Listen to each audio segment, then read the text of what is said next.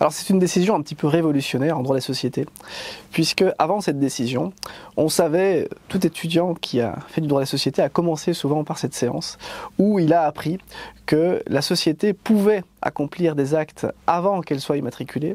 mais sous la réserve de respecter un formalisme très strict et d'accomplir ces actes au nom et pour le compte de la société en formation.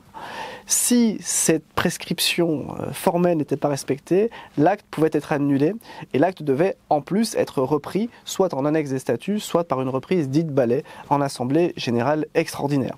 Un formalisme rigoureux qui permettait, quand il n'était pas expressément convenu ainsi, à des co-contractants, parfois de mauvaise foi, de considérer que la société n'était pas liée par ses engagements qui étaient à nouveau régularisés avant que la société ne soit immatriculée. La Cour de cassation, d'ailleurs sous l'impulsion de la doctrine et d'ailleurs d'une partie de la pratique, a estimé que ce formalisme n'était pas d'ailleurs imposé par les textes et a considéré que c'était un formalisme un peu qui excédait ce qui était raisonnable. Et la Cour de cassation, du coup, invite les juges du fond, à partir de maintenant,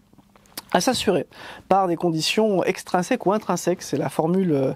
précise, de savoir si oui ou non les parties avaient entendu finalement régulariser un acte au nom et pour le compte de la société en formation, malgré l'absence de cette formule sacramentelle. C'est une jurisprudence qui est à saluer, puisque c'est une des rares fois où la Cour de cassation fait preuve d'un peu de souplesse au bénéfice de la fluidité de la vie des affaires.